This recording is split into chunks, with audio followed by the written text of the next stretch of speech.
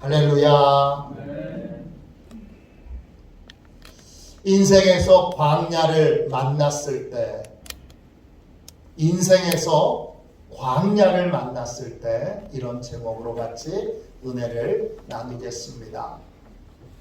많은 그리스도인들이 형통이라는 걸 오해합니다. 어떻게 오해하느냐? 어려움이 없는 것이 형통인 줄 압니다. 하나님이 어려움이 없도록 막아주시는 것이 형통이라고 생각합니다. 그러나 성경의 형통은 다릅니다. 형통이라는 말은 신약 성경에는 나오지 않는 말입니다. 구약에만 나오는 말인데 이 말은 히브리어로 찰라입니다. 뜻은 어려운 일이 없다는 것이 아니라 주님의 도우심으로 어려움을 극복하는 것이고, 어려운 일을 통해 믿음이 성장하는 것입니다. 그러니까 여러분 중에 형통한 삶을 지금 살고 계신 분들이 계신데 본인이 형통한 삶을 살고 있는 줄 모르는 경우가 많습니다. 왜? 어려운 일이 있기 때문입니다.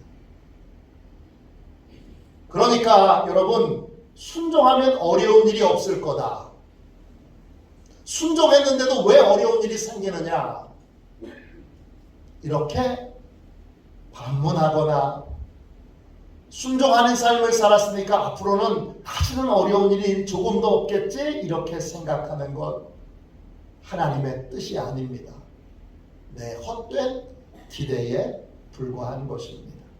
마가복음 15장 35절부터 41절까지에 보면 예수님께서 제자들에게 갈릴리 바다를 배를 타고 건너서 다른 마을로 가자고 명령하십니다. 주님의 명령에 따라서, 주님의 명령에 순종해서 제자들이 배를 타고 바다를 건너가다가 큰 풍랑을 만납니다. 순종했는데 풍랑을 만났습니다. 그냥 풍랑이 아니라 배가 좌초될 위기에 처해 있을 만큼 어마어마한 풍랑입니다. 제자들 대부분은 갈릴리 어부로 갈릴리 바다에 대해서 잘 아는 사람들입니다. 이들이 보기에도 심상치 않은, 빠져 죽기에 딱 알맞은 어마어마한 풍랑이 임한 것입니다. 예수님의 말씀에 순종해도 풍랑을 만날 수 있습니다. 형통은 풍랑을 막아주시는 것이 아닙니다. 그러면 형통은 뭐지요? 풍랑을 만나자 제자들이 주무시는 예수님을 깨웁니다. 예수님은 물이 배 안으로 들어오고 막 배가 요동을 치는데도 하늘의 평안으로 주무시고 계십니다. 진짜 대단한 분입니다. 제자들이 막 깨우니까 예수님이 일어나셔서 즉시 풍랑을 꾸짖어 잠잠하게 하십니다. 형통은 이것입니다. 순종하는 자에게 약속하신 형통은 주님의 능력을 체험하는 것입니다. 주님의 도우심으로 문제를 해결받는 것이고, 그리고 주님의 도우심으로 해결받아 주님을 신뢰하고 믿는 믿음이 강해지는 것입니다. 이것이 바로 순종하는 자가 경험하게 되는 형통입니다. 오늘 본문에 같은 이야기가 나옵니다. 하나님의 명령에 순종해서 길을 걸어갔더니 궁핍을 만났습니다. 마실 물이 없습니다. 하나님이 명령하셔서 이스라엘 백성들이 길을 가서 르비딤이라고 하는 곳에 도착합니다. 그런데 마실 물이 없습니다. 오늘 말씀 17장 1절 말씀 보세요. 출애굽기 17장 1절입니다. 이스라엘 자손의 온 회중이 여호와의 명령대로 신광야에서 떠나 그 노정대로 행하여 르비딤의 장막을 쳤으나 백성이 마실 물이 없는지라. 여호와의 명령대로 순종했는데 만나게 된 건 형통이 아니라 궁핍입니다. 사람들이 많은데 가축도 많은데 목말라 죽게 생겼습니다. 우리 인생에도 이 같은 순간을 만날 수 있습니다. 순종했는데 궁핍을 만나고 순종했는데 어려운 일을 만나고 순종했는데 환난을 만납니다. 그럴 때 어떻게 해야 합니까? 그럴 때 여러분은 어떻게 하십니까? 세 가지를 기억하셔야 합니다. 첫 번째, 순종했는데도 궁핍을 만났을 때 어떻게 해야 합니까?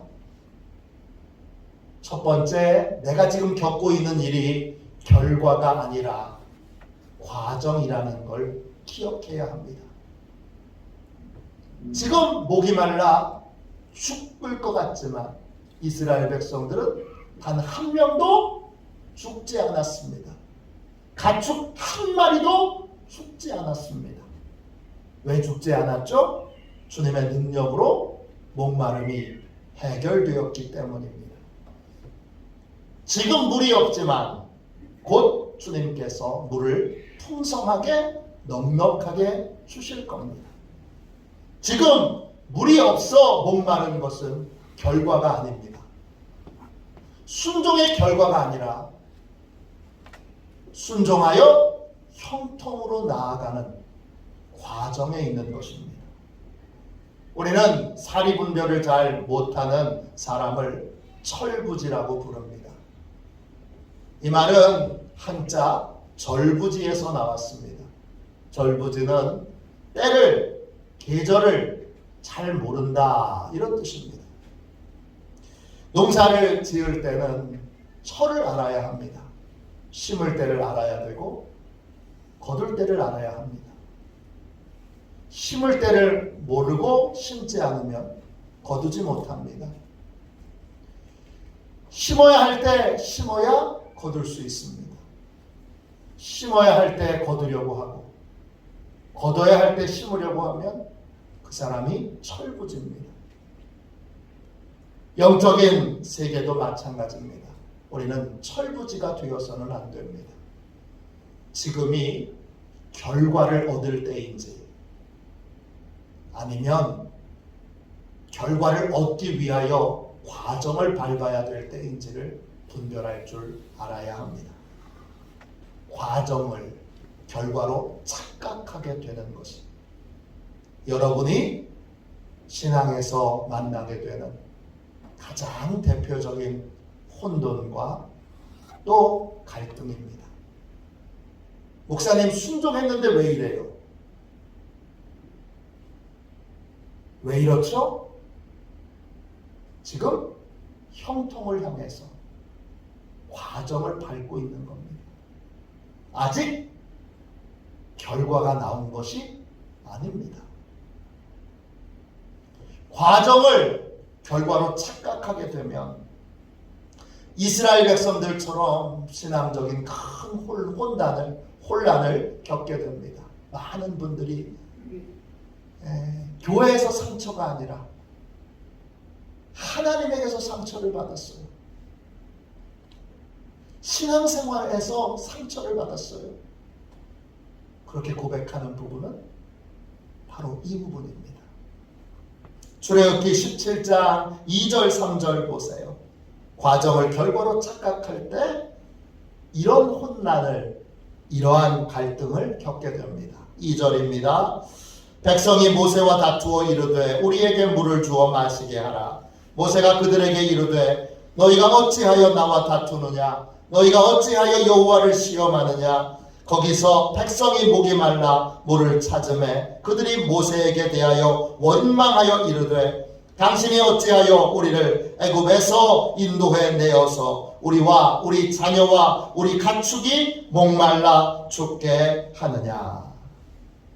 과정을 결과로 착각하게 되면 불평하게 되고 의심하게 되고 돌발 행동을 하게 되고 원망에 빠지게 됩니다. 이스라엘 백성들이 물이 없는 현실을 순종의 결과로 여겼을 때 그들은 모세를 향하여 달려들어 모세에 대하여 다투고 불평합니다. 모세의 지도력을 의심합니다. 그리고 모세에게 달려들어서 말합니다. 당장 우리에게 물을 내놓으시오. 그들은 하나님도 시험합니다. 시험한다 이 말은 히브리어로 나쏴입니다. 그것은 하나님을 의심하는 것입니다. 하나님의 사랑을 의심하고 하나님의 선하심을 의심하고 하나님의 능력을 의심하는 겁니다. 의심하게 되면 그 다음 나타나는 건 불신입니다. 그래서 더 이상 하나님의 인도를 못 믿겠으니까 못 따르고 안 따르고 내 마음대로 해보겠습니다. 그리고 자기 스스로 물을 찾아 헤매게 됩니다. 그러나 그렇게 해도 물을 찾지 못합니다. 아무리 해도 물을 찾을 수 없으니까 그들이 모세를 향하여 이렇게 원망합니다. 당신은 왜 우리를 이집트에서 인도해서 우리와 우리의 자녀와 우리의 가축을 목말라 죽게 합니까? 무슨 말입니까? 당신이 엉뚱한 짓 해서 우리 다 여기서 죽게 생겼습니다. 이런 뜻입니다. 이 원망은 히브리어로 룬입니다. 아주 재미있는 단어인데 이 단어는 원래 방에 머물다, 숙소에 머물다 이런 뜻입니다. 이 말이 마음으로 이렇게 적용될 때 어떤 말로 쓰여지느냐 하면 마음속에 상처가 오래 머물러 있는다는 뜻입니다. 마음에 아픔이 오래 머물러 있는다는 뜻입니다. 백성이 모세에게 퍼부었던 말 때문에 모세의 마음에는 깊은 상처가 남아 있습니다. 마음에는 깊은 아픔이 남아 있습니다. 과정을 결과로 오해할 때 불평하고 의심하고 돌발 행동을 하고 원망하게 되면서 서로에게 상처를 주게 됩니다. 예수 그리스도의 십자가는 과정입니다. 십자가에서 버림받고 고통당하고 또 비참하게 죽는 것은 결과가 아닙니다. 과정입니다. 결과는 뭐죠? 십자가를 통해서 부활의 영광에 참여하는 것입니다. 십자가를 통과해야 부활의 영광에 참여하는 것입니다. 십자가는 부활의 영광에 참여하기 위한 과정입니다. 우리는 과정을 결과로 오해하지 말아야 합니다. 과정을 과정으로 여길 때 우리는 대부분의 순종 이후에 당하게 되는 핍박도 또 순종 이후에 당하게 되는 궁핍도 이길 수 있게 됩니다. 세계적인 전도자 무디는 초등학교밖에 나오지 못했습니다. 그는 글을 잘 못 읽었습니다. 그래서 성경을 읽을 때마다 계속 틀렸습니다. 그는 정규 신학대학을 입학한 것이 아니라 누구나 다 참여할 수 있는 성경학교에도 입학을 거절당했습니다. 누구나 갈 수 있는데요. 왜 거절당했느냐? 이 학생은 기독교 교육이 미흡하고 학교 생활을 계속할 준비가 되어 있지 않습니다. 이게 거절의 사유입니다. 무디의 친구들은 무디를 부끄러워했습니다. 그래서 무디와 함께 놀아주려고 하는 친구가 거의 없었습니다. 자연히 무디는 혼자 있는 시간이 많았고, 무디는 그 혼자 있는 시간을 하나님께 기도하는 시간으로 삼았습니다. 그는 많은 시간 기도했고 오랫동안 기도했습니다. 그 결과 하나님께서 무디를 세계적인 전도자로, 어떤 분은 미국이 기독교 국가가 된 것은 무디 덕분이다, 그렇게 말할 정도로 능력 있고 대단한 전도자의 삶을 살았습니다. 순종했는데 콩핍을 만나셨습니까? 콩핍은 결과가 아니라 과정입니다. 무디는 부족한 게 너무 많았기 때문에 늘 더 많이 기도했고 더 많은 은혜를 구했습니다. 그리고 큰 성과를 내도 자신의 부족함을 알았기 때문에 겸손을 잃지 않았습니다. 결국 그의 부족함이 그를 세계적인 전도자가 되게 한 것입니다. 궁핍은 결과가 아니라 과정입니다. 우리는 궁핍을 만났을 때 이렇게 질문해야 합니다. 이 궁핍을 통해 어떤 주님의 능력을 체험할 수 있을까? 이 궁핍을 통해 주님의 어떤 도움을 받을 수 있을까? 이렇게 여러분 소망의 시선으로 궁핍을 봐야 합니다. 순종 후의 궁핍은 결과가 아니라 과정입니다. 궁핍한 상황에서 주님은 반드시 우리를 도와주실 것이고, 우리는 궁핍을 통해 주님의 크신 능력, 크신 권능, 크신 기적을 체험하게 될 것입니다. 궁핍은 과정입니다. 아직 온전한 결과가 온 것이 아닙니다. 두 번째, 하나님께 순종했는데 궁핍을 만났을 때 어떻게 해야 할까요? 주님께 부르짖어야 합니다. 이스라엘 백성들은 여호와의 말씀에 순종했는데 궁핍을 만났습니다. 왜 하나님이 궁핍에 처하게 하셨을까요? 기도 훈련이 필요했기 때문입니다. 주님은 그냥 주시기도 하지만 기도해야 주시는 것이 있습니다. 아니, 기도해야 주시는 것이 훨씬 더 많습니다. 주님의 도움을 받으려면 부르짖는 기도 훈련이 되어 있어야 합니다. 주님께 많은 것을 받아 복의 통로로 많은 사람에게 베풀고 나누고 섬기는 삶을 살려면 기도 훈련이 필요합니다. 그래서 50일 기도학교를 하는 겁니다. 기도 훈련이 필요하기 때문입니다. 모세도 이 궁핍한 현실에서 기도합니다.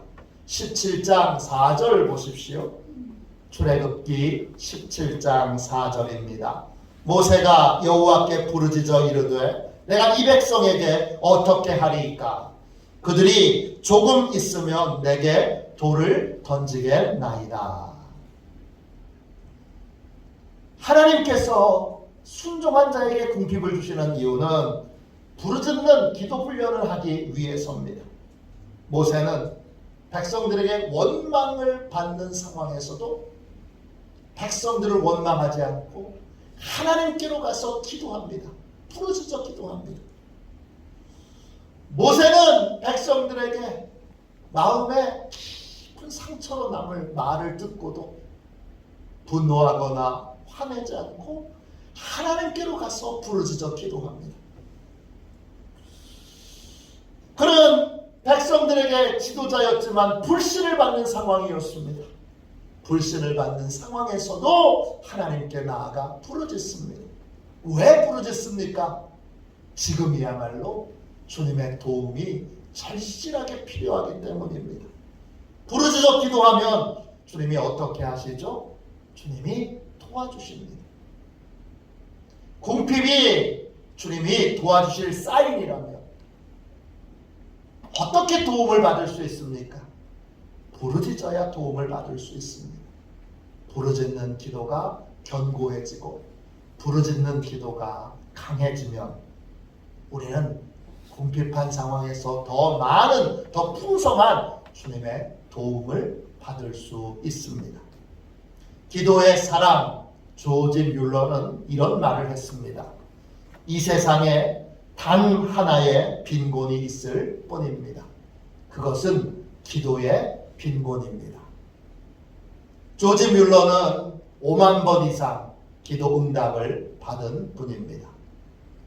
그는 누구에게도 후원 요청을 하지 않은 채 60년 동안 10,000명 이상의 고아를 먹여 살렸습니다. 많은 고아를 돌보며 그에게는 많은 기도 제목이 있었습니다. 그런 기도 제목이 생길 때마다 노트에 그 기도 제목을 적었고 끈질기게 그 제목이 이루어지도록 기도했습니다. 그 기도가 응답됐을 때에는 그 위에다가 감사의 글을 적어 놓았습니다. 그의 기도 노트는 3,000페이지가 넘습니다. 빽빽하게 적혀져 있는 기도 제목과 응답받은 다음에 감사의 글이 그 기도 노트에 기록되어 있습니다. 그가 죽은 다음에 도대체 몇 번이나 기도 응답을 받았는가, 그리고 사람들이 숫자를 헤아리게 됐습니다. 여러분은 숫자를 몇 가지 헷갈리지 않고 헤아릴 수 있으세요? 이 숫자를 헤아린 사람들이 정말 초인간적인 능력으로 5만 번까지는 숫자를 헤아렸는데 5만 번 다음에는 너무 많으니까 기도 응답의 숫자를 헤아리지 못했습니다. 그래서 조지 뮬러는 5만 번 기도 응답을 받은 것이 아니라 5만 번 이상 훨씬 더 많이 기도 응답을 받았습니다. 5만 번 기도 응답을 받았다는 건 여러분, 그분이 젊었을 때 기도하지 않았고 방탕하고 방황하던 시절을 뺀다 그러면 여러분 하루에 7번, 8번, 많게는 10번, 더 많게는 20번씩 응답을 받아야 여러분 채워지는 숫자입니다. 하루에 한 번 응답받기도 쉽지 않은데 조지 뮬러는 5번, 10번, 20번 하루에 기도 응답을 받았습니다. 어느 날 고아들에게 줄 음식이 떨어졌습니다. 아침이면 아이들을 먹여야 되는데 음식이 없습니다. 조지 뮬러는 기도하러 올라갑니다. 밤새 기도하니까 새벽 3시에 빵 공장에서 전화가 걸려왔습니다. 목사님, 오늘은 이상하게 잠이 오지 않습니다. 잠을 자려고 하면 자꾸 누가 저를 깨우는 것 같아 도저히 잠이 오지 않아 지금 공장에 나가서 빵이나 구우려고 합니다. 제가 오늘 아침 목사님께 빵을 갖다 드려도 되겠습니까?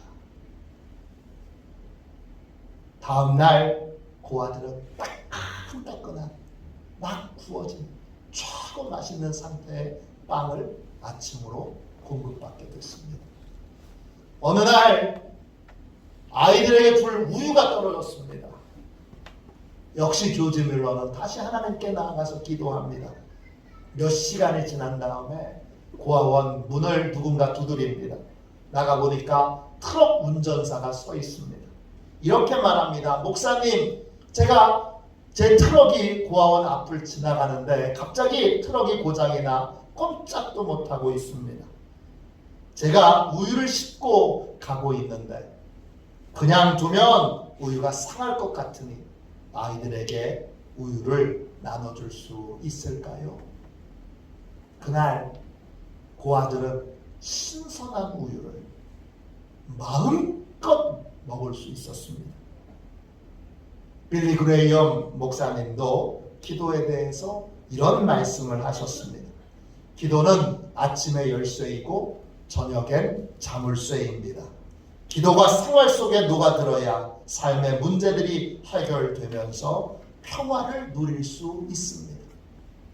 기도 없이는, 부르짖는 기도 없이는 진정한 영적 평화는 누릴 수 없다는 것입니다. 순종했는데 왜 궁핍을 만났을까? 주님이 기도 훈련을 시켜야 하기 때문입니다. 기도 훈련을 시켜서 우리를 복의 통로로 삼으시려고 하는, 많은 것을 하나님께 받아서 그걸 베풀고 나누고 섬기는 삶을 살도록, 그렇게 존귀한 삶을 살도록 우리를 잠시 동안 궁핍에 두신 것입니다.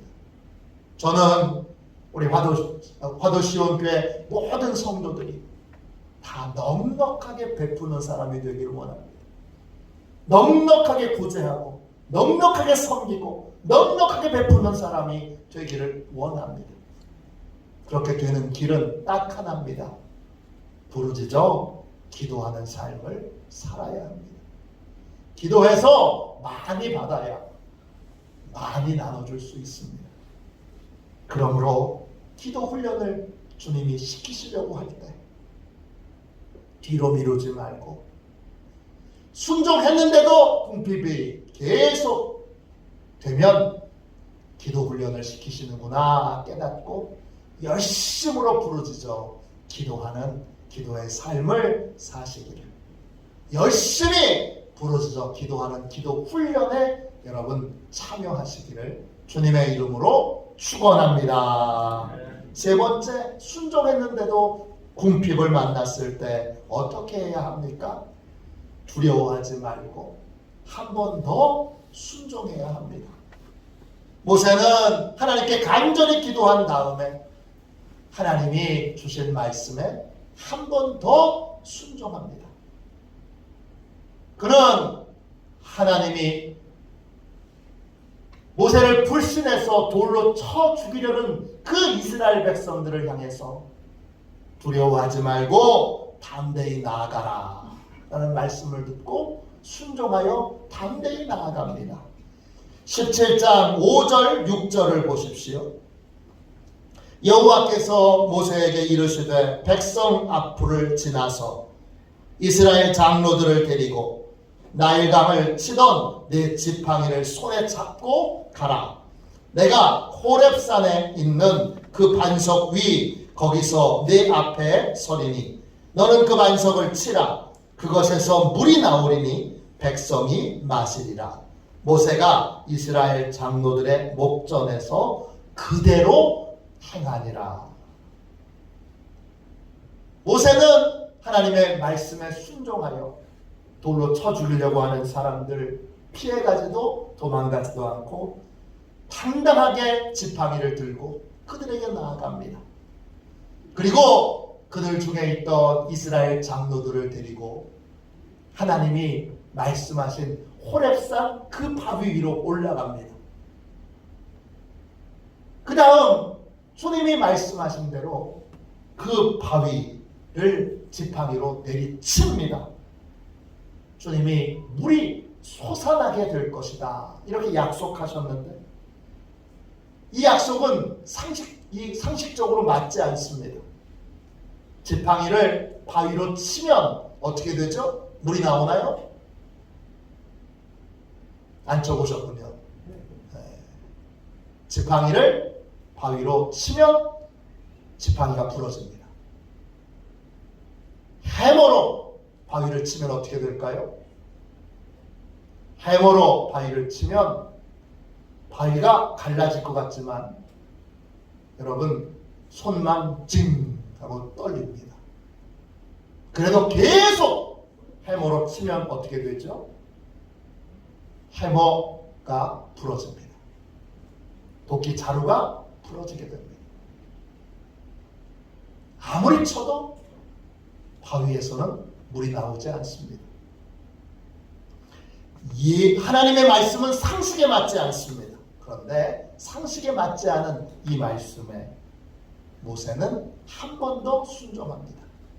왜냐? 하나님이 그 현장에 함께 하실 거고 그 현장에서 바위에서 물이 나오도록 하시겠다고 약속하셨기 때문입니다. 한 번 더 순종해야 합니다. 이때 바위에서 물이 터져 나오게 되는데 그 바위는 신약 성경으로 보면 예수 그리스도를 상징합니다. 즉 궁핍할 때 우리에게 필요한 모든 것을 공급해 주시는 분은 예수 그리스도이십니다. 고린도전서 10장 4절입니다. 다 같은 신령한 음료를 마셨으니 이는 그들을 따르는 신령한 반석으로부터 마셨음에 그 반석은 곧 그리스도시라. 순종했는데 궁핍을 만났어요. 부르짖으니까 도와주세요. 누가 도와주시는 거예요? 예수님이 도와주시는 거예요. 한 번만 도와주시나요? 아닙니다. 매번 도와주십니다. 지속적으로 도와주십니다. 어떻게 지속적으로 도와주시죠? 주님의 샘은 마르지 않기 때문입니다. 요한복음 4장 14절입니다. 내가 주는 물을 마시는 자는 영원히 목마르지 아니하리니 내가 주는 물은 그 속에서 영생하도록 솟아나는 산물이 되리라. 주님을 나의 주님으로 영접하고 주님의 도움을 구하는 인생은 영원히 목마르지 않습니다. 왜냐? 예수님이 영생하도록 솟아나는 산물이 되기 때문입니다. 마르지 않는 산물, 그게 예수님이십니다. 우리의 모든 필요를 채워주시고 매번 채워주시고 매번 도와주시고 매번 보호해 주십니다. 순종했음에도 불구하고 궁핍을 만났다면 주님의 새로운 능력을 체험할 때입니다. 주님께 부르짖어 기도하면 주님은 도움의 샘을 터뜨려서 매번 도와주고 계속 도와주고 풍성히 도와주고 때를 맞춰 도와주는 풍성한 은혜를 누리게 하십니다. 이것이 형통입니다. 결국 형통은 예수 그리스도를 만나는 것이고 예수 그리스도의 능력을 체험하는 것이고 예수 그리스도의 도움을 받는 것입니다. 주님께 순종하는 사람은 형통을 만나게 됩니다. 그 형통은 어려움을 겪지 않는 것이 아니라 어려움 중에 주님의 도우심을 받는 것이고 주님의 도우심으로 어려움을 극복하는 것입니다. 그러므로 순종했는데도 궁핍을 만났을 때 궁핍을 결론으로 삼지 말고 주님의 능력을 새로 체험할 좋은 기회로 삼아야 합니다. 그때 우리는 부르짖어야 하고 그때 우리는 한 번 더 매번 한 번 더 순종해야 합니다. 그러면 기대하고 소망했던 것보다 훨씬 풍성하고 놀라운 하나님의 기적과 은혜를 체험하게 됩니다. 그러한 은혜를 체험하는 저와 여러분이 되시기를 주님의 이름으로 축원합니다. 이 시간 우리 함께 찬송가 310장 우리 1절만 우리 한번 찬양하고 뜨겁게 기도하겠습니다. 주님, 순종했는데 궁핍을 만날 때 궁핍을 결론으로 삼지 않겠습니다. 주님의 능력을 체험할 새로운 기회로 삼겠습니다. 그때 주님의 능력을 체험하도록 더 많이 부르짖겠습니다. 그리고 한 번 더 순종함으로 영생하도록 솟아나는 영원히 목마르지 않는 샘물 되시는 주님의 은혜를 체험하고 누리는 삶을 살겠습니다. 이렇게 우리 함께 기도하겠습니다.